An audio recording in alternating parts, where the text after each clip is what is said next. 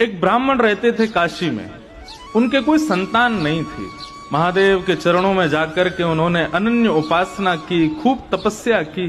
उनके भाव से प्रसन्न होकर के महादेव प्रकट हो गए और प्रकट होकर के बोले, विप्रदेव वर मांगो, क्या चाहिए? बोले, महाराज कुछ नहीं चाहिए, केवल गृहस्थ आश्रम में एक ही वस्तु की अभिलाषा होती है कि एक संतान घर में हो। मैं आपकी नगरी में रहता हूं, नित्य आपका सेवा करता हूं। मैंने वेद आदि कर्मकांड आदि इन नियमों को भी इसलिए सीखा था कि आपकी अर्चना कर सकूं।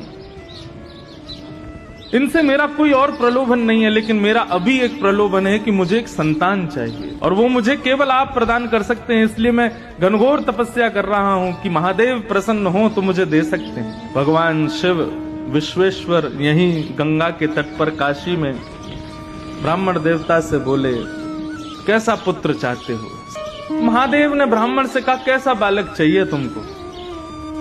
कुपुत्र चाहिए कि सुपुत्र चाहिए? ब्राह्मण ने कहा, दोनों की डेफिनेशन बताओ, कुपुत्र किसे कहते हैं, सुपुत्र किसे कहते हैं? बोले, कुपुत्र जो बहुत दुख दे और सुपुत्र जो बहुत सुख दे। ब्राह्मण देवता बोला, फिर तो सुपुत्र ही चाहिए हमको, दुख देने वाला बालक क्यों मांगेंगे? महादेव विश्वेश्वर कहने लगे, लेकिन एक नियम लागू होगा। क्या? कुपुत्र मांगोगे तो उसकी आयु बड़ी लंबी होगी, लेकिन सुपुत्र मांगोगे तो वो बहुत जल्दी मर जाएगा, 5 साल की आयु रहेगी बस उसकी। तो बोला, ये तो आप गेम खेल गए मेरे साथ। संतान भी दे रहे हो और ऊपर से अपने नियम भी लगा रहे हो, और उसमें भी ऐसा नियम लगाया है कि मैं कहां जाऊं। अगर पुत्र मांगूं लंबी आयु वाला तो वो दुख देगा, तो ऐसे पुत्र का फायदा क्या? और सुपुत्र मांगूं तो फिर 5 साल के लिए ही मिलेगा। ये तो महादेव आपने मेरे को फंसा दिया, उलझा दिया मेरी बातों में। महादेव बोले, समय नहीं है, अन्नपूर्णा बुला रही है, जल्दी करो। तो बोले, प्रभु लंबे दुख से अच्छा तो क्षण भर का सुख है, तो आप कृपा करो सुपुत्र बालक दो। मैं ठीक है 5 साल ही सही, उस सुख तो पाऊंगा। विश्वेश्वर ने आशीर्वाद दिया और इसी काशी की नगरी में उस विप्र देवता के यहाँ एक तेजस्वी ओजस्वी, बिल्कुल भगवान शिव कैसे हैं, ब्राह्मण देवता के बालक हुए। अब ज्यों-ज्यों बालक बड़ा होता जावे, ब्राह्मण की चिंता बढ़ती जावे। बालक इतना सुंदर, शिव जैसा।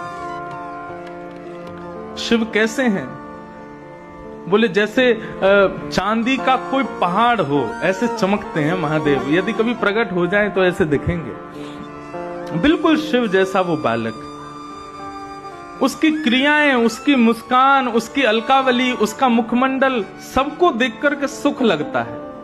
पिता नित्य चिंता करते हैं कि ऐसे बालक का क्या फायदा, 5 साल बाद तो चले जाना है। नित्य उसको गंगा स्नान कराते, नित्य विश्वनाथ का दर्शन कराते, नित्य काशी के संतों को प्रणाम करवाते, काशी के विद्वानों के सन्मुख ले जाकर के बैठ। उस बालक की ऐसी स्थिति हो गई, वो सबको प्रणाम करता था।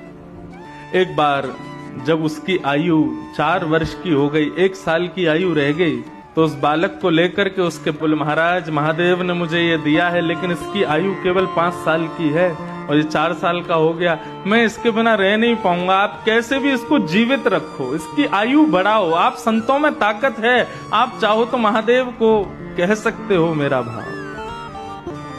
बोले, यदि तुम चाहते हो ये बालक जीवित रहे, तो इस पर संतों की इतनी कृपा हो जाए, इतनी कृपा हो जाए कि उस कृपा को महादेव चाहते हुए भी कभी नष्ट ना कर पाए। एक दिन आया और उस गली में महादेव के प्रथम 7 शिष्य सप्त ऋषि पधारे। सप्त ऋषि कौन हैं? भगवान शिव के पहले 7 शिष्य हैं। सप्त ऋषि पधारे। जैसे ही सप्त ऋषियों को उस बालक ने प्रणाम किया, सप्त ऋषियों ने आशीर्वाद दिया, चिरंजीवी भव। सप्त ऋषि हैं, महादेव के शिष्य हैं। ब्रह्म वाक्यम जनार्दनम, ब्राह्मण की वाणी जनार्दन की वाणी होती है। और मैंने ऐसा सुना है कि ब्राह्मण की वाणी को भगवान भी नहीं काट सकते। अब मेरे बालक की जिम्मेवारी आपकी है। 5 साल का ये हो जाए, इसका यदि बाल बाका हुआ तो पूरे नगर में ढिंडोरा पीटूंगा कि ब्राह्मणों की, ऋषियों की बात मत मानना, ये झूठ बोलते हैं।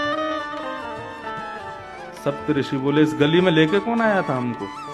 ब्राह्मण ने अपने बालक का हाथ ऋषियों के हाथ में दिया, बोले अब इसकी रक्षा आप करो, जब 6 साल का हो जाएगा तब लूंगा वापस। साल में एक वर्ष चिंता में नहीं रह सकता, अब आप इसको संभालो। सप्त ऋषि उस बालक को लेकर के बैठ गए, बोले क्या करें? तब ऋषियों ने विचार किया, बोले सृष्टि के रचयिता ब्रह्मा हैं, ब्रह्मा के पास चलो, वही कुछ कर सकते हैं। ब्रह्मा के पास उस बालक को लेकर के गए और जाकर के उस बालक ने प्रणाम किया। और प्रणाम में तो वो इतना निपुण था, लेट करके बिल्कुल दंडवत, डंडे की तरह सीधा होकर के बिल्कुल प्रणाम करता, फिर उठ करके फिर खड़ा होकर के फिर दोबारा प्रणाम करता, फिर उठ करके फिर खड़ा होकर फिर दोबारा प्रणाम। उसके प्रणाम को देख करके ब्रह्मा जी इतने मोहित हो गए, इतना छोटा सा बालक 4 वर्ष का क्या अद्भुत प्रणाम कर रहा है। ब्रह्मा जी ने उसको आशीर्वाद दिया, चिरंजीवी भव, चिरंजीवी भव, चिरंजीवी भव। सप्तऋषि बोले हमारी बला कटी, अब इनकी जिम्मेवारी है। हंसने लगे सप्तऋषि। ब्रह्मा जी कहने लगे, बोले भैया हंस क्यों रहे हो? बोले काशी के एक ब्राह्मण का बालक है ये, और साक्षात देवादिदेव विश्वनाथ प्रभु ने ये बालक प्रदान किया है, और ये कह करके दिया है कि ये केवल 5 साल जिएगा। 4 साल का हो गया, इसका अंतिम वर्ष चल रहा है।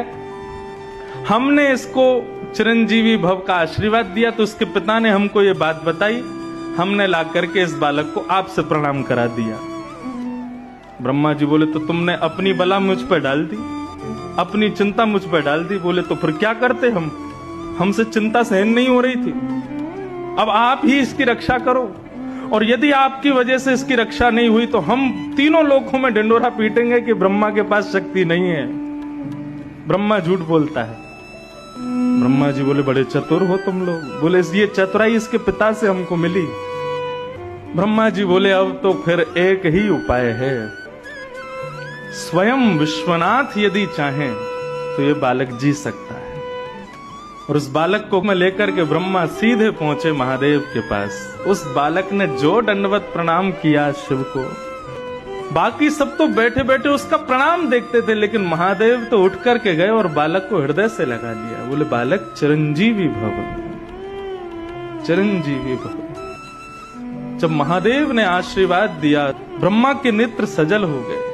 परंतु ये कैसे संभव होगा? ये बालक आपने ही प्रदान किया है एक ब्राह्मण को, और इसकी आयु केवल 5 वर्ष की आपने बताई थी।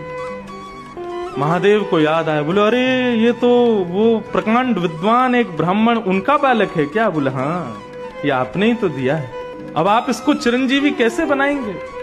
बोले मेरी जिम्मेवारी है, तुम लोगों ने मुझे दी है, तो अब मैं देखता हूं कि यमराज इसका बाल बांका कैसे करता है, और वैसे भी ये मेरा ही है। महादेव ने अपना स्वरूप शिवलिंग उस बालक को प्रदान किया और कहा, बेटा यहाँ काशी गंगा के तट पर बैठो और नित्य प्रातः काल स्नान करके इस पर बिल्व पत्र चढ़ाना, राम राम मंत्र का जाप करना, और कभी कभी ओम नमः शिवाय का जाप करना। तुम्हारा कोई काम नहीं है, पूरे दिन केवल मेरे इस शिवलिंग पर तुम बिल्व पत्र चढ़ाते रहो।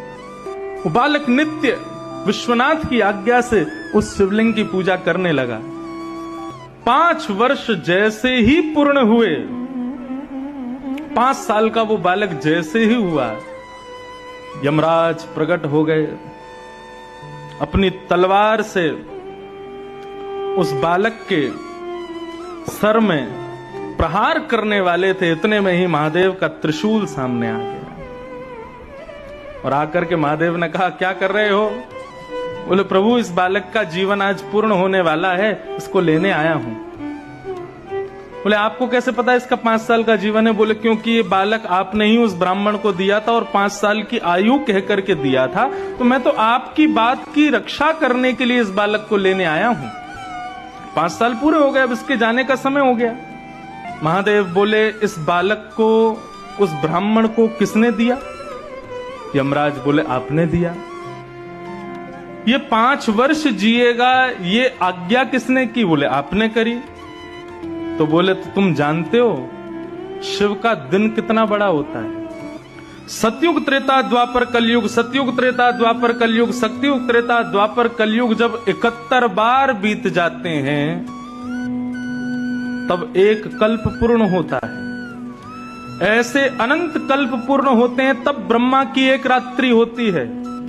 ऐसा ब्रह्मा भी अपने अनंत रूप बदल देता है तब महादेव का एक दिन होता है। और ऐसे महादेव ने इसको 5 वर्ष जीने का आज्ञा की है, तो इसका 5 वर्ष कितना लंबा है तुम अब गणित लगाते रहो। इस सामान्य 5 वर्ष के लिए जीवित नहीं रहेगा, ये महादेव के 5 वर्षों तक जीवित रहेगा। और वही बालक इस काशी में मार्कंडेय ऋषि के नाम से जाने गए, जो आज तक चिरंजीवी है।